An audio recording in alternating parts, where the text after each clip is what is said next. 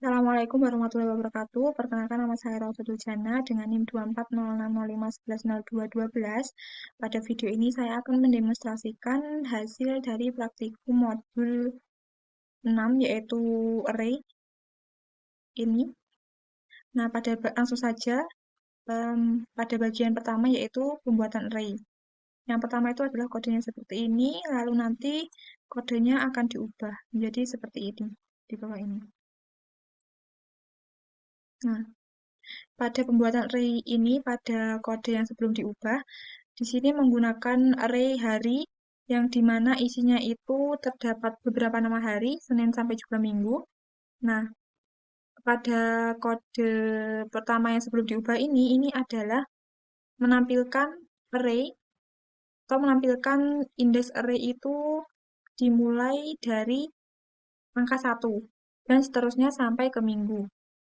Jadi Senin itu adalah indeksnya itu 1.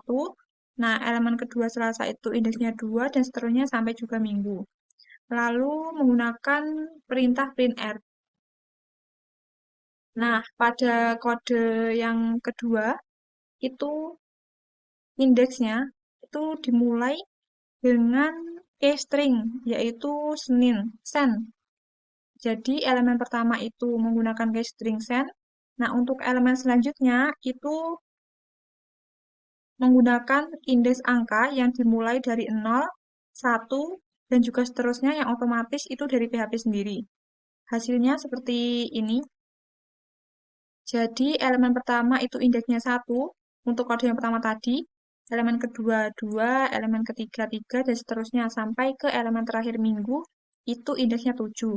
Lalu untuk kode yang kedua, ini elemen pertamanya itu adalah sen, yaitu menggunakan tadi, case string tadi. Lalu untuk selanjutnya itu menggunakan indeks angka yang dimulai dari 0, seperti biasa array, yang otomatis dari PHP. Pada elemen kedua itu dimulai dari indeks ke-0, dan seterusnya sampai elemen terakhir minggu, yaitu indeksnya adalah 5.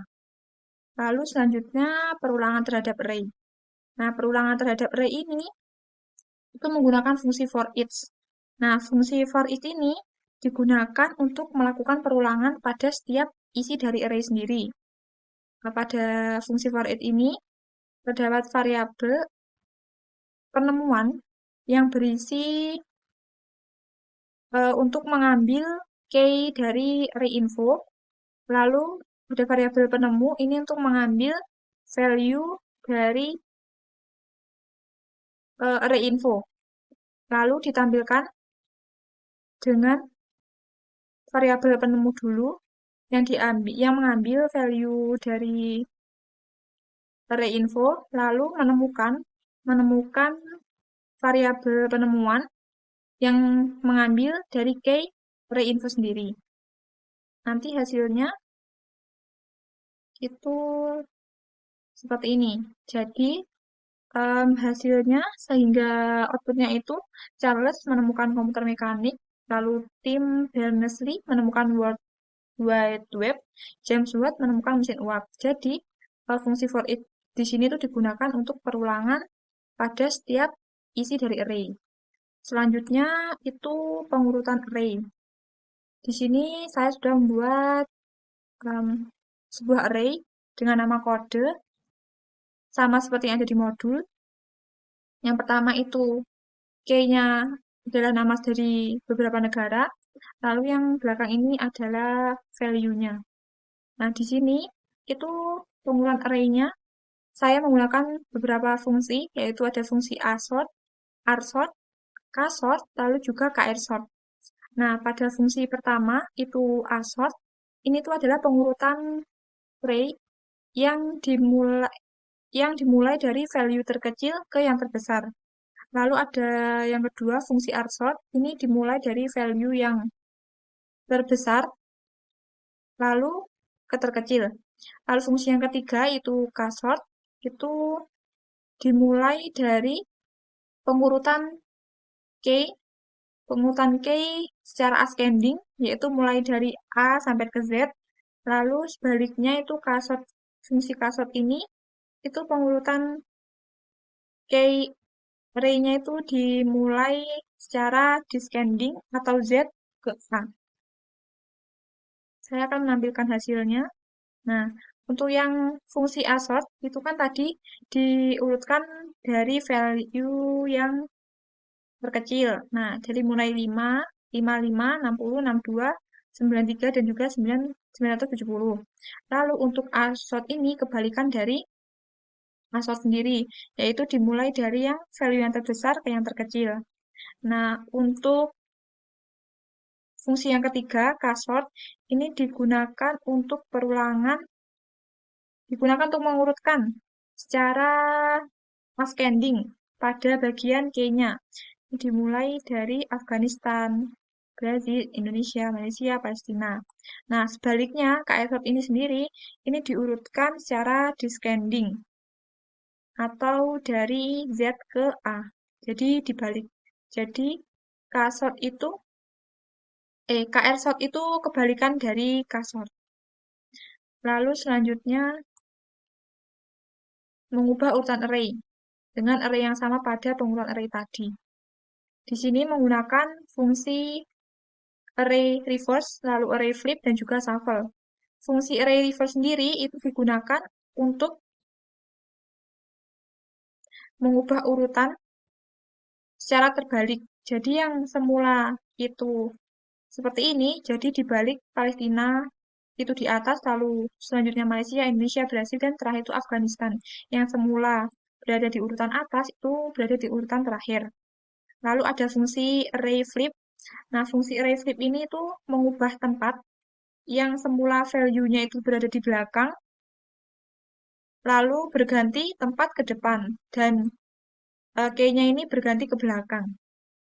Lalu ada tambahan fungsi shuffle. Fungsi shuffle ini mengacak fungsi yang pertama kali kita mengacak isi array yang pertama kali kita masukkan. Jadi ini tuh diacak. Jadi tidak urut seperti pada pertama kali memasukkan isi array-nya. Nah, outputnya seperti ini, mengubah urutan array-nya. Yang pertama, fungsi array reverse. Ini tuh tadi dibalik, yang bawah berada di atas, isi array yang bawah berada di atas, dan yang urutan pertama tadi berada di bawah sendiri. Lalu fungsi array flip ini mengubah letaknya, letak K yang sebelumnya itu ada di depan, akhirnya berada di belakang, dan juga value yang sebelumnya di belakang itu berganti ke depan. Lalu ada fungsi shuffle tadi, fungsi shuffle sendiri. Nah, fungsi shuffle tadi, maaf, fungsi shuffle itu untuk mengacak urutan array secara random. Jadi menampilkannya itu langsung ke indeks ya. Jadi bukan value-nya tadi, bukan key-nya yang ditampilkan, tetapi langsung ke indeksnya. Nah, ini diacak, jadi tidak sesuai dengan pada urutan yang sebelumnya. Yang tadi kan dimulai yang 93, ini kan diacak. Jadi fungsi shuffle itu untuk mengacak secara random urutan dari array sendiri. Lalu selanjutnya itu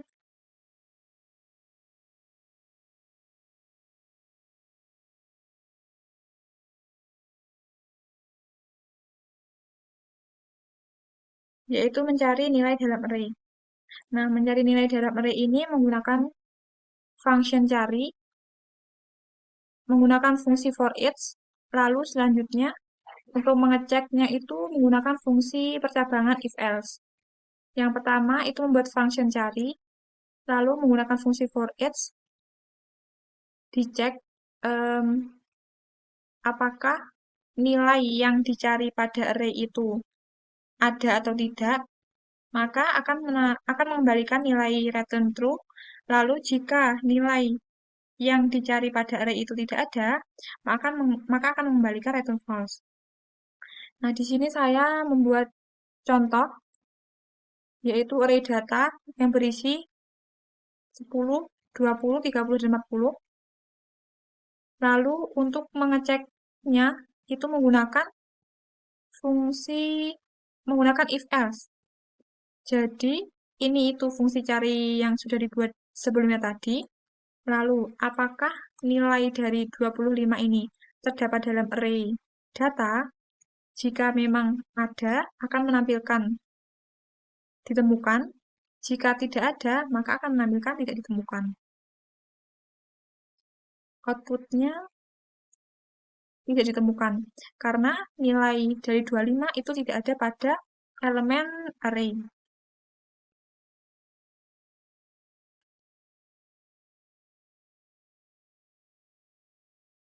Coba kita ubah ke 30. Ctrl S.